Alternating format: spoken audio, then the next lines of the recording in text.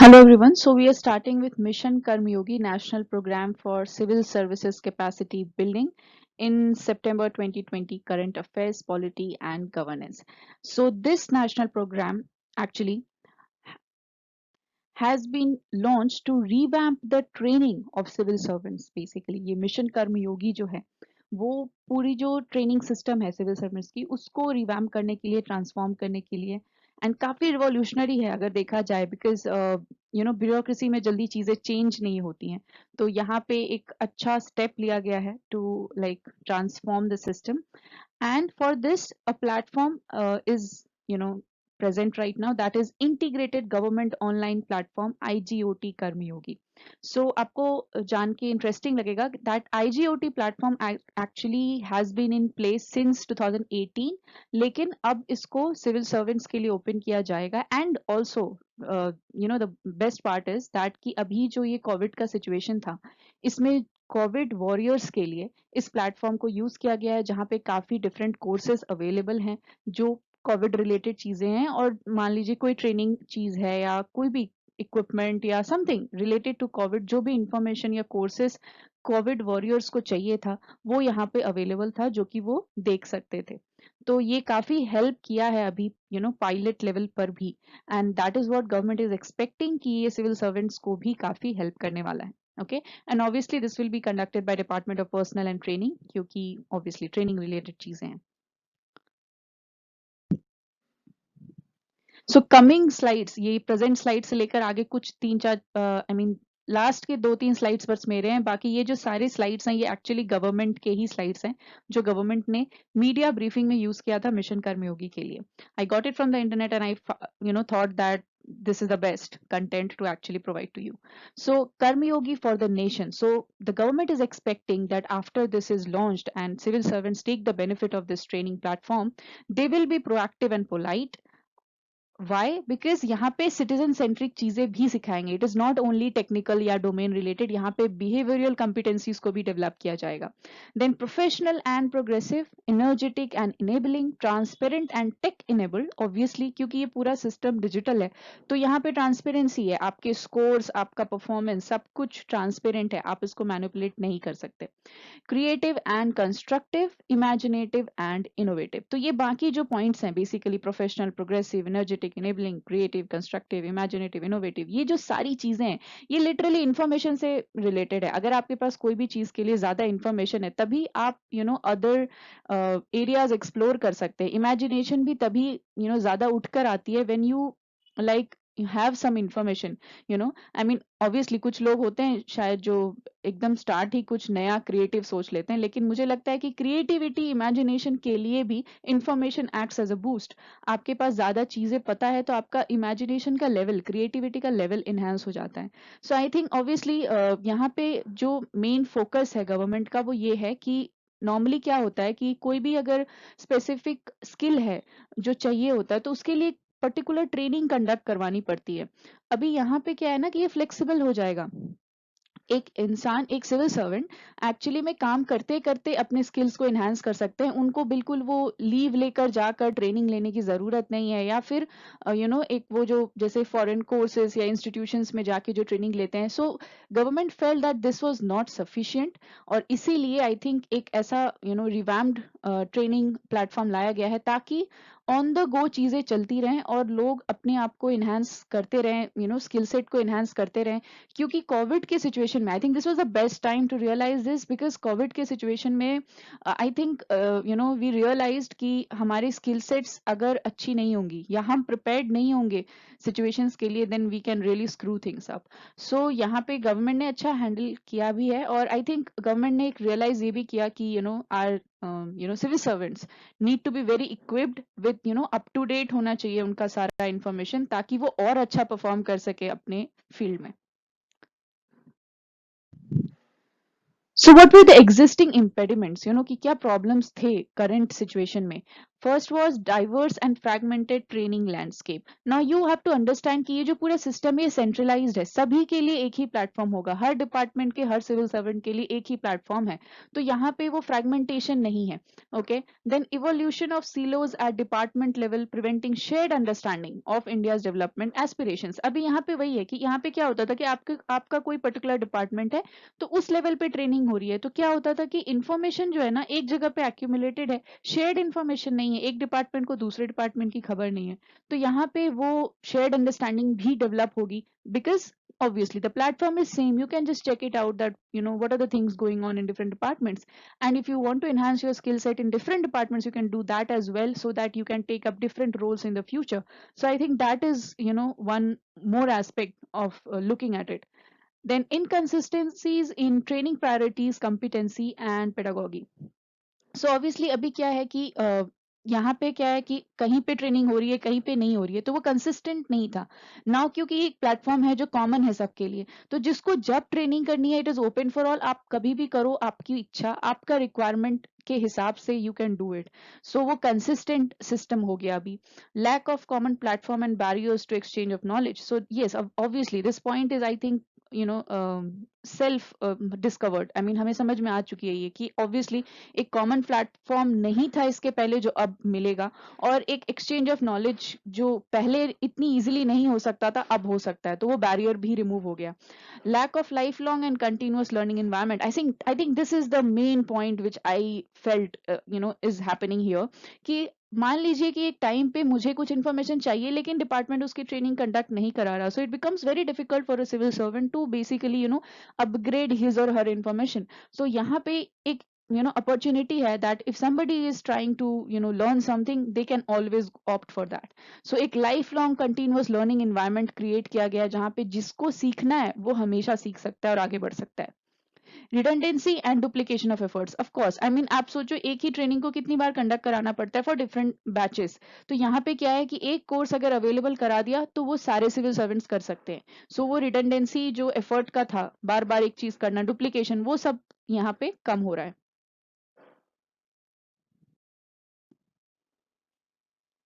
And the main pointers regarding Mission Karmyogi is new national architecture for civil services capacity building. Of course, I mean पूरी जो capacity building है civil services की, उसके लिए पूरा नया ये बिल्कुल architecture लेके आ रहा है. फिर comprehensive reform of the capacity building apparatus at individual, institutional and process levels for efficient public service delivery. तो अभी यहाँ पे देखिए कि ये जो reform लाया जा रहा है, ये reform सिर्फ individual level पे नहीं होगा, ये reform individual, institutional और process levels पे है, क्योंकि यहाँ पे डिफरेंट इंस्टीट्यूशनल फ्रेमवर्क्स लाए जा रहे हैं जो एक्चुअली इस पूरी चीज को मॉनिटर करेंगे, ऑब्जर्व करेंगे और अच्छे से ऑपरेट करवाएंगे. तो काफी अच्छा रिफॉर्म है. ऐसा नहीं है कि बस एक कोर्स, एक प्लेटफॉर्म ला दिया और अब आप करो नहीं करो कोई देखने वाला नहीं है, वैसा नहीं है. ये बिल्कुल इंडिविजुअल, इंस्टीट्यूशनल और प्रोसेस लेवल्स पे भी कि सारी चीजों को रिफॉर्म किया जा रहा है, ऐसा नहीं है. It will be monitored, it will be evaluated, it will be approved actually by the council which is chaired by the prime minister himself. So the whole thing is being reformed. PM led HR council to approve and monitor civil service capacity building plans. So as I said, prime minister himself is the chairman of the council, which is the apex body, जो highest level body है जो इस चीज को पूरी monitor करने वाली है, वो खुद prime minister lead करेंगे. And all the plans regarding civil services capacity building training will be approved by that council. And capacity building commission, one second, capacity building commission to harmonize training standards, create shared faculty and resources and have supervisory role over all central training institutions. तो एक obviously देखिए अभी council approve करेगी, लेकिन उसके लिए नीचे तो कुछ structures, कोई तो institution होगा जो ये सारी और भी चीजें देख रही होगी. तो capacity building का commission है कि ये सारी चीजें वो देखे, resources, faculty, training standards and everything, training institutions के साथ बातचीत करना, supervisory role करना, ये सारी चीजें capacity building commission का काम है. Then wholly owned SPV to own and operate the online learning platform and facilitate world class learning content marketplace. तो यहाँ पे एक स्पेशल पर्पस व्हीकल बनाया गया है जो 100% गवर्नमेंट ओन्ड होगी, जो एक्चुअली ये जो पूरी प्लेटफॉर्म है उसको देखेगी और ऑपरेट करेगी. ठीक है, और इंश्योर करेगी कि यहाँ पे एकदम वर्ल्ड क्लास कंटेंट हो हमारे सिविल सर्वेंट्स के लिए.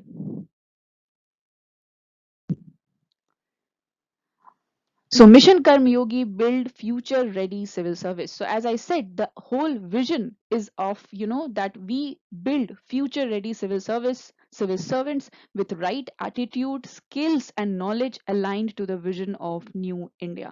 So हमें अगर एक न्यू इंडिया चाहिए, जो विजन है हमारा, तो उसके लिए बहुत जरूरी है कि जो हमारे सिविल सर्वेंट्स हैं, ब्यूरोक्रेट्स हैं, उनके पास राइट एटीट्यूड, स्किल्स और नॉलेज हो. And this mission Karmayogi is going to ensure that. How is that? यहाँ पे आप देखो कि डिफरेंट लेवल्स पे चीजों को एड्रेस किया जा रहा है. It is not only about domain and functional competencies, it is also about behavioural competencies. ठीक है. फिर गोल्स ड्रिवन होगा. मतलब यहाँ पे क्या है, डिपार्टमेंट्स अपने अपने एक गोल्स देंगे कि हाँ ये चीजें पता होनी चाहिए यहाँ के सिविल सर्वेंट्स को, and civil servants need to ensure that they are aware about these and they are competent according to their departments goals. फिर कंपिटेंसी लेड कैपेसिटी बिल्डिंग. यहाँ पे ऑब्वियसली एक civil service competency framework basically जो लाया जा रहा है, यहाँ पे अभी पूरा एक फ्रेमवर्क बनाया जा रहा है जहां आपका रोल आपकी कंपिटेंसी से अलाइंड होगा. इट विल नॉट बी कि बस एक जनरलाइज्ड आपके पास इंफॉर्मेशन है and you will be assign any role. आपका रोल और आपका कंपिटेंसी एक ही लेवल पे अलाइंड होगा. Shared understanding of India's development aspirations, national programmes and priorities. Obviously यहाँ पे अभी क्योंकि एक ही जगह पे सारी चीजें हैं, तो you will have the idea कि क्या डेवलपमेंट एस्पिरेशंस है, नेशनल प्रोग्राम्स हैं, प्रायोरिटीज हैं, गवर्नमेंट चाहती क्या है आपसे, डिपार्टमेंट चाहता क्या है आपसे, क्या कंपिटेंसीज चाहती है आपसे. तो ये सारी चीजों की इंफॉर्मेशन होगी इस प्लेटफॉर्म के through. Accountability and transparency through objective valuations. क्योंकि ये पूरा डिजिटल प्लेटफॉर्म है तो ये बिल्कुल ट्रांसपेरेंट है. आपका परफॉर्मेंस, आपका कोर्सेज जो आप कर रहे हो, ये सब कुछ वहां पे दिखेगा और वो उस हिसाब से इवेलुएट होगा. कोई भी डिपार्टमेंट को अगर एक कोई वैकेंसी निकलती है तो वो वहां से चेक कर सकता है that who is the most competent officer to lead this role, so they can take that officer. तो ये पूरा जो अकाउंटेबिलिटी और ट्रांसपेरेंसी है, ये बहुत अच्छे तरीके से हैंडल हो सकता है through this platform. Scale of impact, a global exemplar, 30 lakh users in year and 1 and 2 crore in long run. तो obviously काफी लोगों को फायदा होने वाला है इससे, क्योंकि अभी के लिए आई थिंक 30 लाख यूजर्स होंगे, फिर बाद में 2 करोड़ तक जा सकता है, which who will be using this platform. So this will ensure ease of living, क्योंकि कंपिटेंसीज विल इंश्योर कि जो पब्लिक सर्विस डिलीवरी हो रही है सिटीजन्स के लिए, जो सर्विस डिलीवरी करेंगे सिविल सर्वेंट्स, वो ऑन टाइम हो और इफेक्टिव हो. तो उससे क्या होगा, उससे लोगों की जिंदगी आसान हो जाएगी. अगर सिविल सर्वेंट्स अच्छी सर्विस डिलीवरी दे रहे हैं, पब्लिक सर्विस डिलीवरी, तो लोगों की जिंदगी आसान हो जाएगी, तो ईज ऑफ लिविंग अच्छा होगा. ease of doing business, क्योंकि obviously if people are more competent, civil servants are more competent, तो वहां पे क्या है कि वो लोग अच्छी सर्विसेज देंगे जो इकोनॉमिक ग्रोथ करवाएगी, तो ईज ऑफ डूइंग बिजनेस भी अच्छा होगा. सिटीजन सेंट्रिसिटी, क्योंकि यहाँ पे सिटीजन को सेंटर में रख के चीजों को डिजाइन किया गया है. ओके, ताकि एक सिविल सर्वेंट सिटीजन्स के कोर चीजों को समझे, कैसे एड्रेस करना है चीजों को, प्रॉब्लम सॉल्विंग कॉम्पिटेंसीज, फिर कैसे इंटरेक्ट करना है सिटीजन्स के साथ, वो सारी चीजों को भी यहाँ पे रखा गया है. एंड वो सब्जेक्ट मैटर एक्सपर्टीज तो होना ही चाहिए सिटीजन रिलेटेड, और एटीट्यूडनल चेंज भी चाहिए कि आप कैसे हैंडल करते हैं सिटीजन्स को, वो सब चीजें भी सिखाई जाएंगी.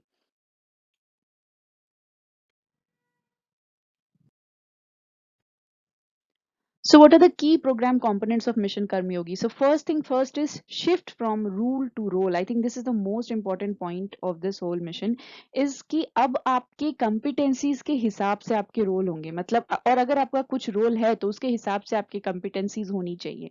मतलब ऐसा नहीं है कि आपको equip करना पड़ेगा खुद को with information for the current role you're facing in, or if some future roles you want to you desire to be in, तो उसके लिए आपको कॉम्पिटेंसीज एक्वायर करने होंगे. इसका ये मतलब है कि अभी जो आपका रोल है उस हिसाब से आपकी कॉम्पिटेंसीज होनी ही चाहिए, क्योंकि वहां डिपार्टमेंट आपको असाइन करेगी, गोल्स देगी कि आपको ये करना है.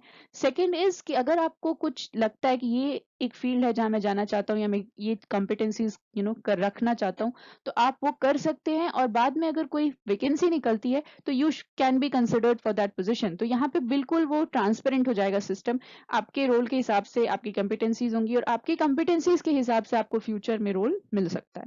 Okay, next is credible and autonomous institutional framework. तो यहाँ पे अभी देखिए जो इंस्टीट्यूशनल स्ट्रक्चर लाया जा रहा है कि PM led HR council apex body है, उसके बाद कैबिनेट सेक्रेटरीट कोऑर्डिनेशन यूनिट है जो खुद कैबिनेट सेक्रेटरी लीड करेंगे, फिर आपकी कमीशन है, फिर जो एसपीवी है वो fully I think 100% government owned है। तो ये पूरा इंस्टीट्यूशनल स्ट्रक्चर काफी अच्छा लाया गया है, तो ये भी एक बहुत अच्छा कंपोनेंट है मिशन कर्मयोगी का।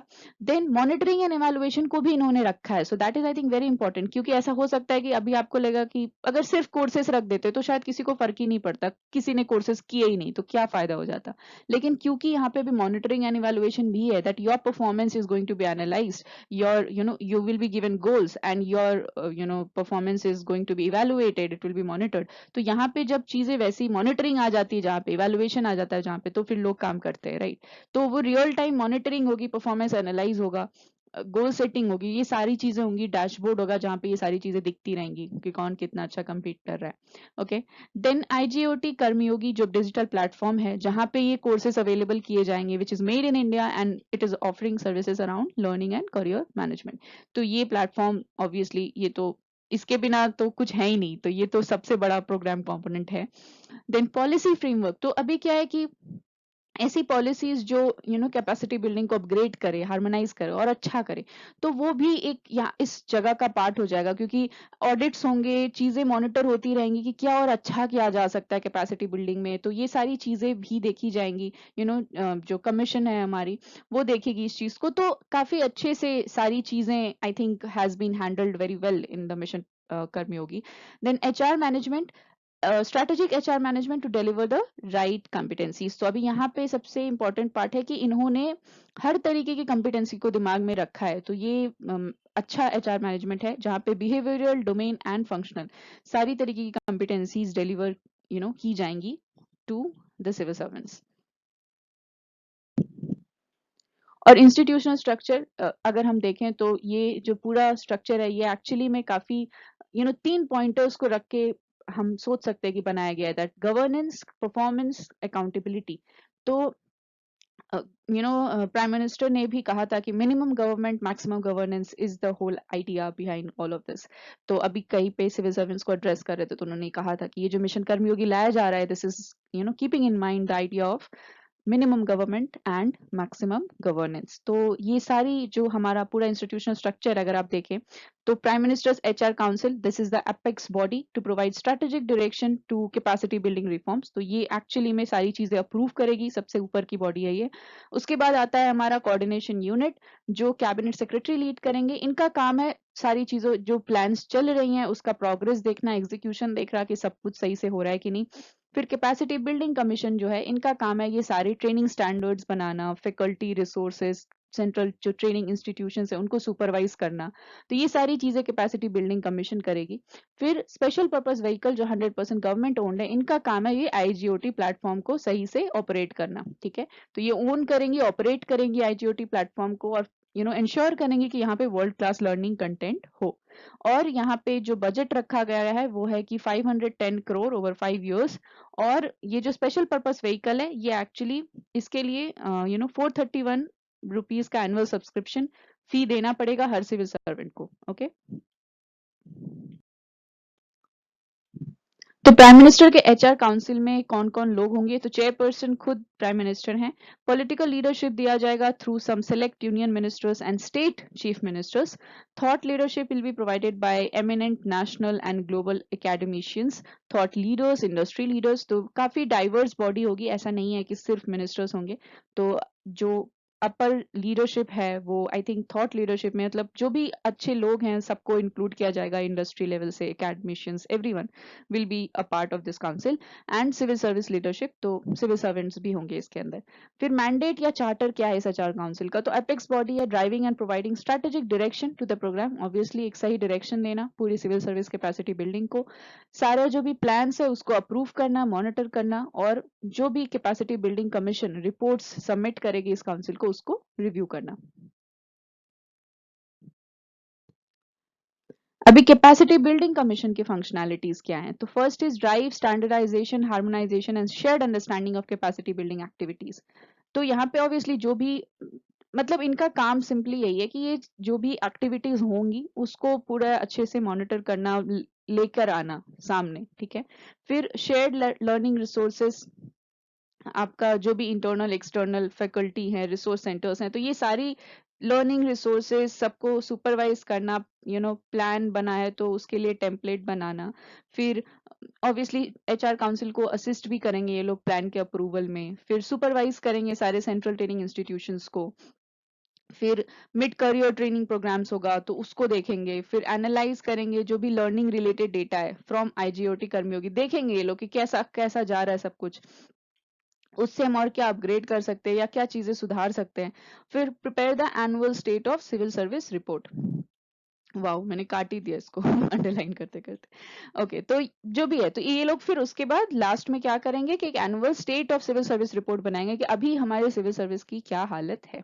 ओके, तो इनका काम है सारी चीजों का होता है ना, सारा डेटा सेट लास्ट में लेकर आना और उसके पहले इंश्योर करना कि जो भी लर्निंग रिसोर्सेस है वो अच्छी अवेलेबल हो, सारे ट्रेनिंग इंस्टीट्यूशंस के साथ बातचीत करना ताकि जो हमारी कैपेसिटी बिल्डिंग एक्टिविटीज है उसका बिल्कुल एक वो स्टैंडर्ड वे में जाए, अच्छे से जाए और एक शेयर्ड अंडरस्टैंडिंग बने सारी एक्टिविटीज की। So that is the whole job of capacity building commission, very important body actually in the institutional structure. Main काम करना है इनको। स्पेशल पर्पस व्हीकल, इनका तो काम है बस ये देखिए, अगर हम लीगल एस्पेक्ट से देखें तो ये कंपनी होगी under section 8 of companies act with 100% government ownership, और इसका जो बोर्डिंग डायरेक्टर्स है ये जितनी भी पार्टिसिपेटिंग एंटिटीज है प्रोग्राम की वो सारे रिप्रेजेंट करेंगे in the board of directors. Revenue model क्या है, सेल्फ सस्टेनिंग होगा, ये कोई सरकार का पैसा नहीं जाएगा, एनुअल सब्सक्रिप्शन फी होगा 431 पर एम्प्लॉई। ओके, और की फंक्शंस क्या है, ऑब्वियसली ये ओन और ऑपरेट करेगा ऑनलाइन प्लेटफॉर्म आईजीओटी कर्मयोगी जहां पे कोर्सेस अवेलेबल होंगे ऑन बिहाफ ऑफ गवर्नमेंट। ठीक है, और एक रोबस्ट कंटेंट इकोसिस्टम बनाया जा रहा है जहां पे कि असेसमेंट होगा, सर्टिफिकेशन होगा, फिर marketing outreach and change management, तो जितनी भी चीजें रिलेटेड होंगी उस प्लेटफॉर्म से, मार्केटिंग हो, उसका आउटरीच हो या कुछ भी चेंजेस चाहिए, वो सारी चीजें ये लोग मैनेज करेंगे। फिर manage governance of data and its analysis and make them available to authorities. तो बाकी अभी यहाँ से ही तो डेटा उठ के जाएगा ना, मान लो अगर जो हमारी कमीशन है उसको डेटा चाहिए तो वो तो ये ही लोग देंगे, तो वो सारी चीजें भी इनको मैनेज करनी है।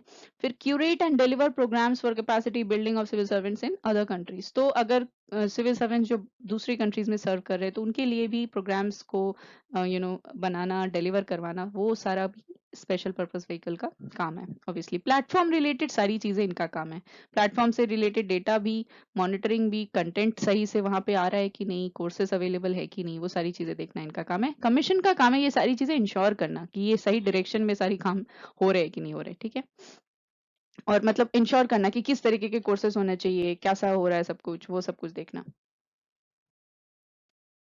As I've already said earlier, that they also have a monitoring and evaluation framework in place, okay, which is, I think, a very good aspect of the program. That they have a prime minister's dashboard which actually does the real-time reporting of capacity building KPIs with annual scorecards and rankings for departments. तो यहाँ पे PM के पास PM's dashboard होगा एक, जहाँ पे वो देख सकते हैं कि क्या स्कोर कार्ड है, क्या रैंकिंग है डिपार्टमेंट्स के लिए, और उससे समझ में आएगा कि कौन कैसा परफॉर्म कर रहा है। Okay, then capacity building plan, that goal setting, as I said, that goal setting annual plan submitted by each department aligned to national ambitions. तो ये बहुत इंपॉर्टेंट है कि जो भी नेशनल एम्बिशन है कि अगर हम टारगेट कर रहे हैं कुछ कि 2022 तक हम ये करेंगे, 2024 तक हम वो करेंगे, तो उस हिसाब से आपका क्या गोल होना चाहिए, एक डिपार्टमेंट का क्या गोल होना चाहिए, उस हिसाब से हर डिपार्टमेंट अपना प्लान सबमिट करेगी और गोल सेट करेगी। Okay, then annual state of civil services report, so consolidated performance होगा यहाँ पे सिविल सर्विसेज का as a whole in a year with focus on achievements and contribution. ऐसा नहीं है कि बस कोर्सेज किए जा रहे हैं और कुछ फायदा नहीं हो रहा तो वो कोई रिपोर्ट नहीं हो रहा। यहाँ पे अचीवमेंट्स, कंट्रीब्यूशन, सब कुछ पर फोकस रख के वो annual state of civil services report बनेगा कि कैसा परफॉर्मेंस हुआ है सिविल सर्विसेज का as a whole, that will be reported in the report. Independent audits, तो एक थर्ड पार्टी ऑडिट होगी प्रोग्राम की in addition to regular audit and quality assurance by capacity building commission। तो capacity building commission तो audit और quality assure करेगी, वो एक audit तो होगा ही, लेकिन एक थर्ड पार्टी audit भी होगा ताकि ज्यादा ट्रांसपेरेंट हो सिस्टम, इंडिपेंडेंट ऑडिट्स होंगे to bring more transparency in the system। So the whole mission is aiming for a democratized, civil service, CLO-less performance. तो department wise नहीं, एक integrated system चलेगा, CLOs में नहीं चलेगा, and it will help, in self actualization because this is self driven. एक इंसान को अपने potential के हिसाब से जो भी competencies build करनी है, they can do. Then esteem and recognition. This will be knowledge driven where you can actually build competencies to become leaders and subject matter experts. तो आपको जो भी subject matter expert बनना है, किसी field में leader बनना है, you can build your competency accordingly. Then personal growth, obviously purpose driven है, you can build competencies to achieve personal aspirations. तो वो आप कर सकते हैं, यहाँ पे आपको किसी approval या particular training की जरूरत नहीं है, you can just go on to do all the courses which you want to do to build your competencies. Then professional growth driven है, that it will help to build competencies to enable career progression and deliver different roles. तो अगर मुझे लगता है कि मैं कोई और रोल करना चाहता हूँ तो उससे रिलेटेड मैं अपनी competencies build कर सकता हूँ या सकती हूँ, and then I can be assigned that particular role. So professional growth भी होगा. प्रोफेशनल डिलीवरी, क्योंकि परफॉर्मेंस ड्रिवन है तो यू कैन यहाँ पे competencies बिल्ड करनी है to deliver one's roles better. तो आपके जो भी रोल्स हैं उस हिसाब से आप competent होंगे तो आपकी जो प्रोफेशनल डिलीवरी है वो काफी इंप्रूव हो जाएगी. Then focus on citizen centricity and governance reforms. तो क्योंकि यहाँ पे सिटीजन एट सेंटर रखा गया है, where actually the civil servants will be made more competent for high quality of service delivery, ताकि सर्विस डिलीवरी अच्छी हो जाए. फिर closing the citizen feedback loop, जो भी आपका जो सिटीजन फीडबैक है वो उसको क्लोज करना कैसे है, वो पूरा लूप जो है वो इसको इम्प्रूव करेगा. यहाँ पे आपको पूरी चीजें सिखाई जाएंगी, आपको कैसे अपने रोल्स के हिसाब से डिलीवर करना है. फिर capacity at the cutting edge, क्योंकि यहाँ पे आपको अपग्रेड किया जाएगा, जो भी नई टेक्नोलॉजीज आ रही हैं, जो भी आ रही हैं वो सारी चीजें आपको सिखाई जाएंगी. इंटीग्रेटेड एंड सीमलेस डिलीवरी, तो यहाँ पे ऑब्वियसली ये क्योंकि डिजिटल प्लेटफॉर्म है तो कोई प्रॉब्लम नहीं होगा, और इससे ये होगा कि आपको भी अपने काम को कैसे अच्छे से देना है सिटीजन्स को, वो आपको पता चल पाएगा. फिर being respectful and sensitive to citizen, तो आपको ये भी सिखाया जाएगा कि आप कैसे सिटीजन्स के लिए ज्यादा रिस्पेक्टफुल और सेंसिटिव हो. तो ये सारी चीजें ध्यान में रख के ये पूरे रिफॉर्म्स को लाने की कोशिश की जा रही है. And I think as I already said कि इसका pilot model already in place है अभी कोविड वॉरियर्स के लिए, जिसमें 12 लाख से ज्यादा रजिस्टर्ड यूजर्स हैं और काफी ज्यादा कोर्स कंप्लीशन आप देख रहे हैं कि 17 लाख प्लस कोर्सेज कंप्लीट हुए हैं, 14 लाख प्लस सर्टिफिकेट्स इशू हो चुके हैं. तो काफी अच्छा रहा है पायलट मॉडल जो है. और जो भी हमारे कोविड वॉरियर्स थे, doctors, nurses, NCC cadets, volunteers, technicians, allied and health care, ASHA, anganwadi volunteers, इन सबको कोर्सेज मिले थे. तो डाइवर्स एक ऑडियंस को मिला. मल्टीपल चैनल्स ऑफ डिलीवरी यहाँ पे आप देख सकते हैं, फोन से, डेस्कटॉप पोर्टल से, offline access, iGOT, TV, mobile browser, आप कहीं से भी एक्सेस कर सकते हैं और कोर्सेज कर सकते हैं. एंड 12 लैंग्वेजेस में एक्चुअली कंटेंट डिलीवर हो रहा है अभी. And your actually I just try to show you the website, जहाँ पे आप देख सकते हैं कि diksha.gov.in जो है ये आपका इस प्लेटफॉर्म पे ये होस्टेड है. आईजीओटी जो हमारी मिशन जो आई है अभी, यहाँ पे आप देख सकते हैं एक्सप्लोर कोर्सेज लिखा है, आप इस पे क्लिक करेंगे तो आपको कोर्सेज दिखेंगे जो अभी अवेलेबल हैं. और एज आई सेड कि अभी पायलट मॉडल ऑलरेडी चल रहा है कोविड वॉरियर्स के लिए, तो ये प्लेटफॉर्म को यूज करके they are again expecting all these features to be in the COVID warriors. Okay. और दीक्षा प्लेटफॉर्म के बारे में अगर जाने तो ये प्लेटफॉर्म पहले से ही था. ये आपका इनिशिएटिव था NCERT, ministry of education right now जो हो चुकी है ministry of education, government of India. और इसके फुल फॉर्म में थोड़ा सा दिक्कत है. यहाँ पे आप देख सकते हैं कि यहाँ पे digital infrastructure for school education लिखा है यहाँ पर, और जब हम यहाँ पे देखते हैं तो लिखा है digital infrastructure for knowledge sharing. तो जो भी है आप दोनों जान लो. और ये बेसिकली एक प्लेटफॉर्म लाया गया था फॉर स्कूल एजुकेशन, जहाँ पे कोर्सेज वगैरह अवेलेबल हों. ओपन आर्किटेक्चर है ये बिल्कुल. तो अभी इसी प्लेटफॉर्म को यूज किया जाएगा for mission Karmayogi, IGOT also. ठीक है. तो this was all about Diksha and IGOT. So अभी हम एक एनालिसिस करते हैं, ये तो सरकारी था. अभी इंटेंडेड बेनिफिट्स क्या क्या हो सकते हैं. तो efficient service delivery of course, accountability and transparency in governance, हाँ बिल्कुल, क्योंकि डिजिटल है तो ऑब्वियस है यहाँ पे आपका सब कुछ सिस्टम जो है ट्रांसपेरेंट है बिल्कुल। सिटीजन सेंट्रिसिटी अप्रोच, ये बहुत ही अच्छी चीज लाई गई है, जो कि एक्चुअली ऑन साइट लर्निंग, अभी क्या होता था कि अभी एक बंदा ट्रेनिंग करने जा रहा है फॉरेन कोर्स में या फिर किसी डिपार्टमेंट में ट्रेनिंग हो रही है, वो ऑन साइट नहीं थी, वो ऑफ साइट लर्निंग थी। लेकिन ऑन साइट लर्निंग क्या है कि आप काम करते करते चीजें सीख रहे हैं, तो वो एक थोड़ा गैप रिड्यूस करेगा गवर्नमेंट और सिटीजन के बीच में।